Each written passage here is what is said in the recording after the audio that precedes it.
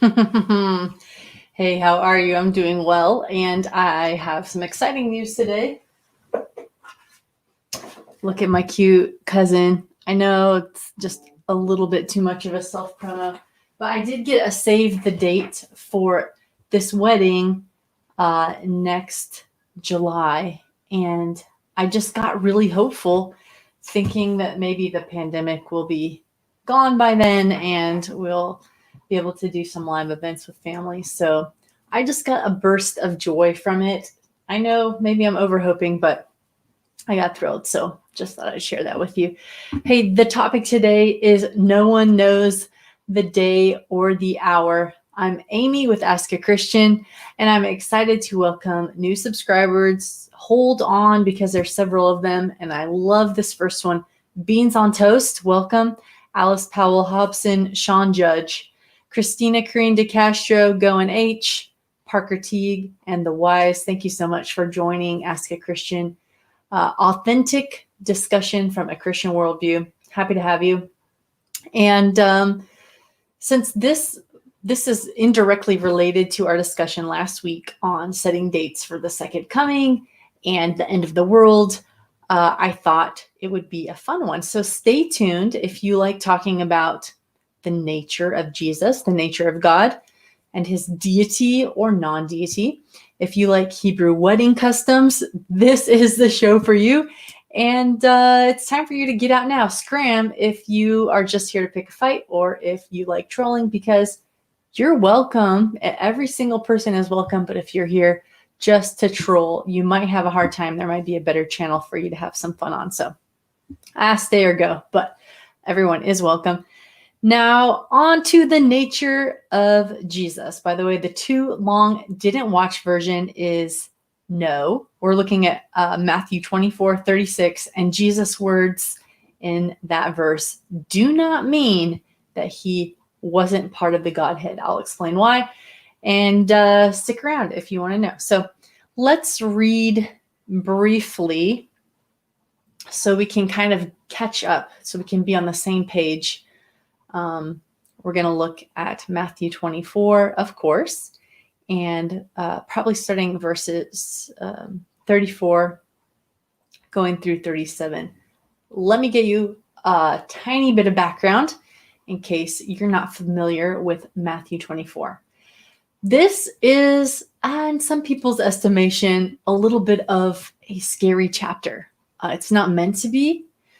But anytime we're talking about the end of the world or the end times or anything like that, it can freak people out a little bit. And that's not lost on me. So I want you to know that Jesus is trying to give his followers some signs, some examples of what to look for before the end of time, before the end of the age. And of course, it's not to freak people out.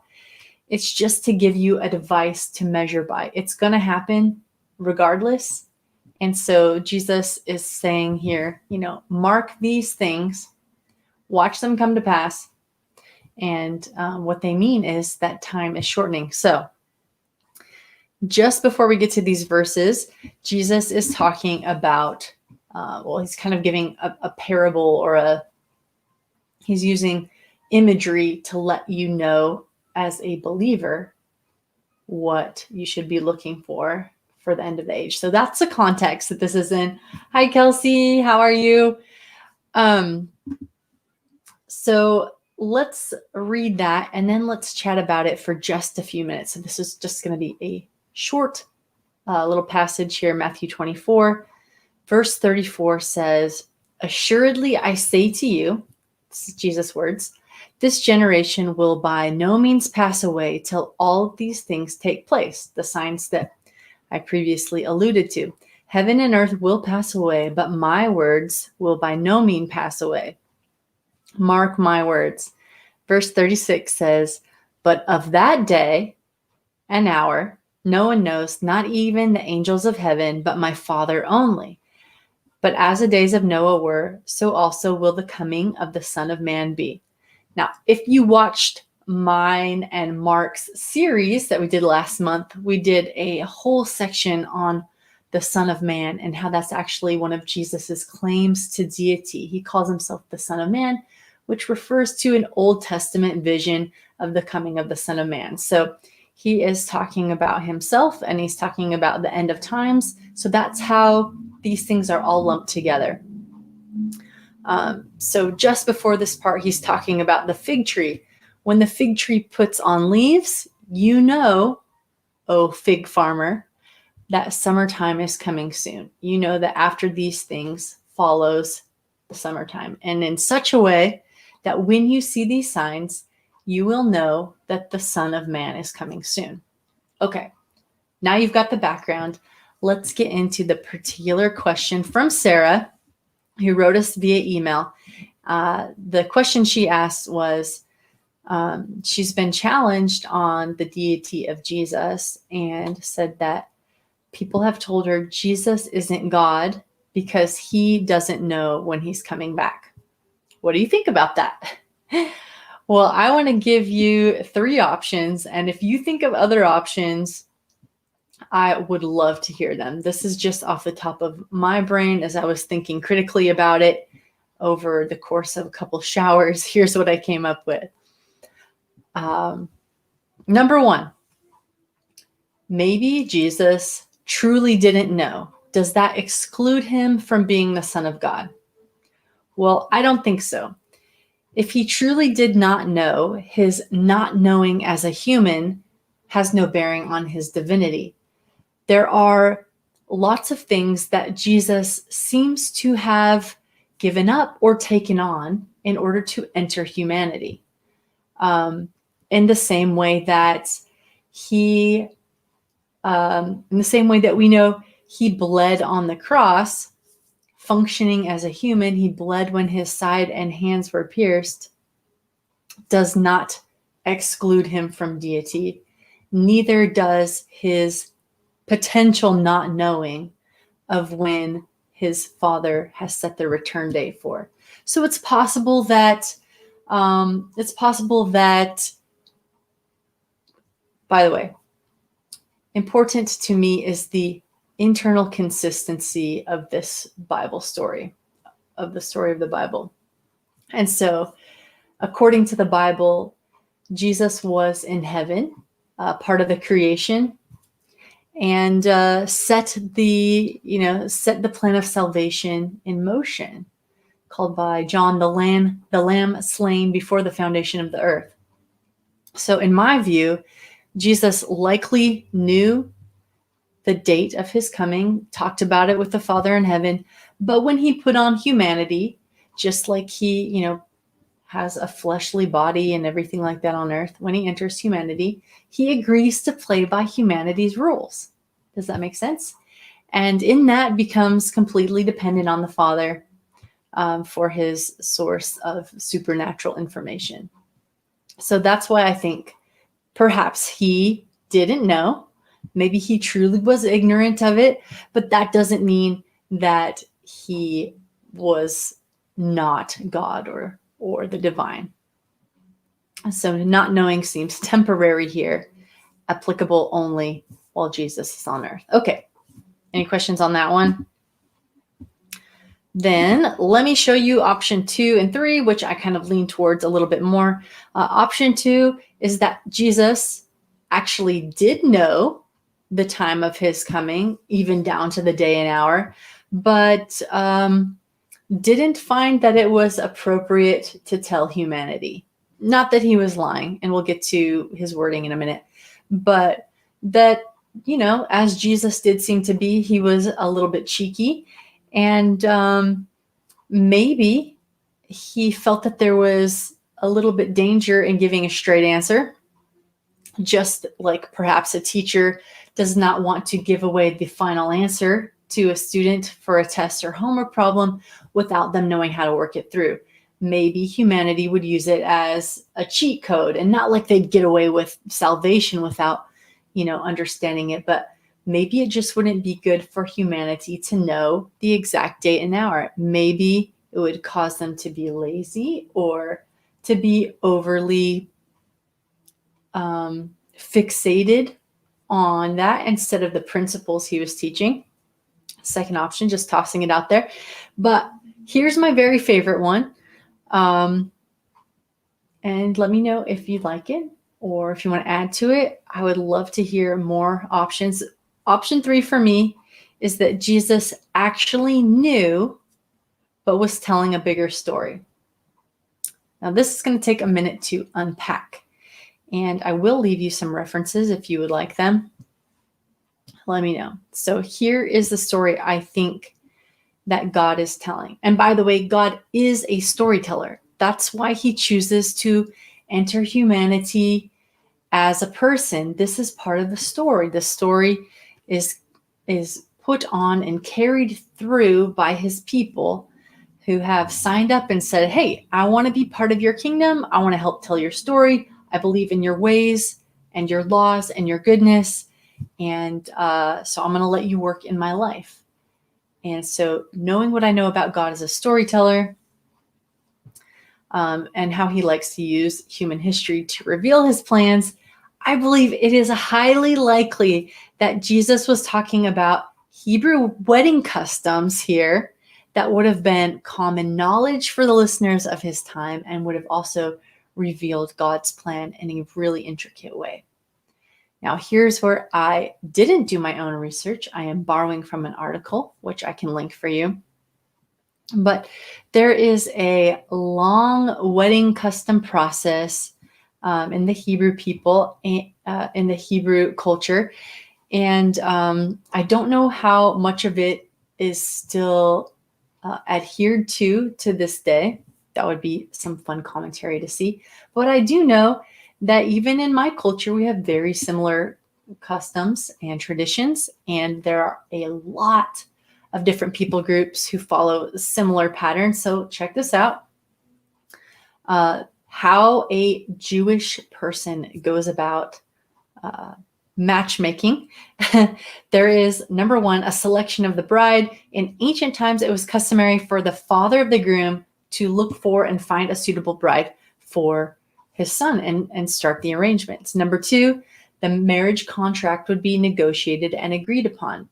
Now, this might seem unloving or unromantic, but there are some finances that kind of are required for starting a household, and that's what it is about.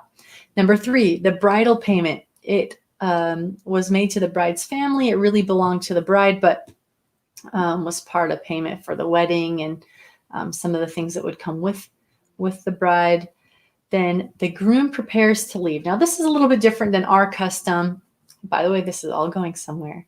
But the groom prepares to leave for the next year or so, maybe a little more, maybe a little less. They're engaged or betrothed, but still live in separate homes. A lot of people still do this today.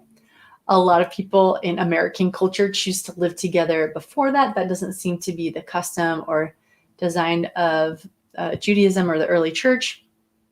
But the groom is preparing a wedding chamber or building his own home if resources would allow, depending on the age and how well off the groom was.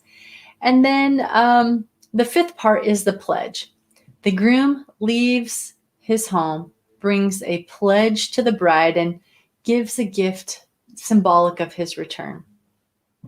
And then lastly, the actual marriage. When the groom and his father approve of the dwelling place and the situation and the timing is just right, the groom gets to go pick up his bride, and his return is joyful, music, fanfare, trumpeting, and there's usually a feast. The couple go off to the room that was prepared, with the family in mind, and it's just a jolly good time from there on out. Details of this ceremony are super interesting. So here's where I think the storytelling comes in. If you look at how the Bible talks about God's people, if you look at how Jesus talks about the people that he is pulling in as followers, he talks a lot about him being the groom and his people being the bride. And the Bible seems to tell that story over and over in different ways. Now, to get back to this wedding custom, the community, the family, the bride herself knew approximately when the groom would be back. When he says he promises to be back, he says, looks like it's going to be the spring, my love. Whatever it is, they generally know the year, of course. They know the season, they know the month, but they don't know the day or the hour. Might have been different if there is email in those days, but saying the father only knows was actually part of a ceremonial response to this beautiful kind of poetic thing that the bride and groom engaged in. There's a book that I've just been looking through called Unlocking the Secrets of the Feast, the Prophecies in the Feast of Leviticus, Michael Norton, where he talks a little bit about this betrothal script. If you are a church member, if you go to a church where they do responsive readings, it kind of seems like that sort of feel. It's this gravity, this noble speech giving where a Jewish guy will propose to his prospective bride and says that he's going to prepare a place for her. She would typically respond, "And when are you coming back?" And the groom would reply saying, "Only my father knows."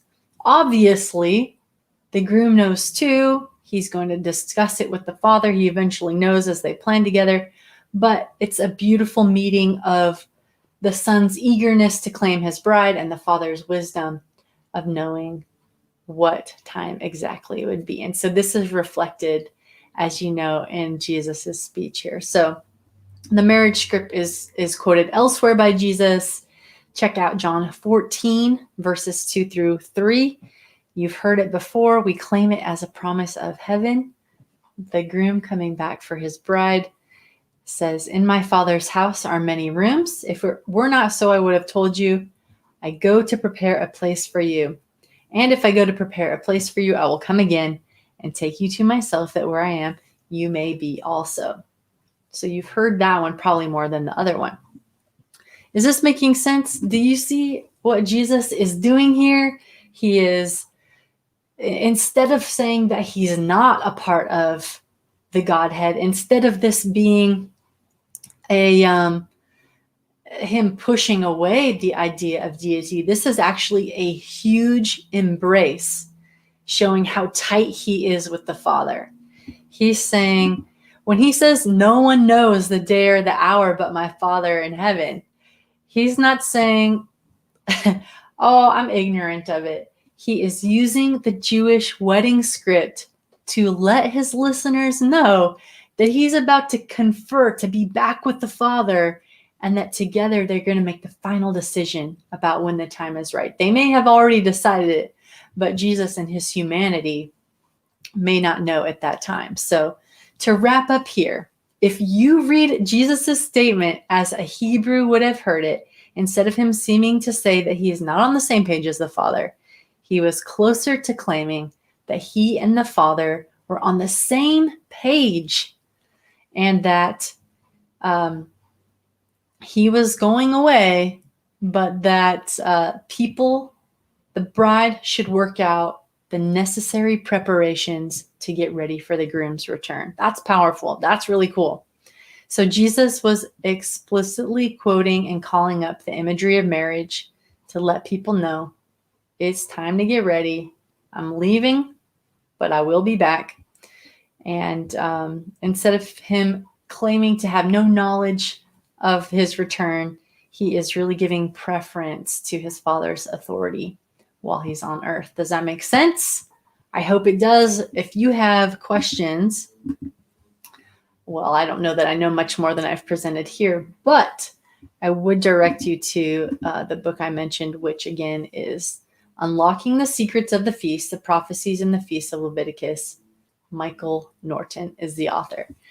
All right, Sarah, does that answer your question? I hope we're getting closer to giving you some little bits, some little talking points to chat about with your friends. And you can say, no, that verse is not saying that Jesus has absolutely no knowledge. but what it is doing is setting him up for his return and helping him to explain to his disciples that that the groom will be returning. All right, that's it for now. Kelsey, I see your question.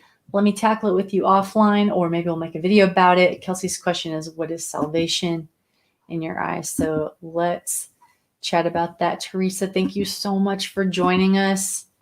And guys, I hope you find some fun things to think about in Jewish wedding customs. And I hope you share them with your community. I'd love to hear about it and any other ideas you have on this topic. Thank you again for spending your time with me. I'll see you next week. Bye for now.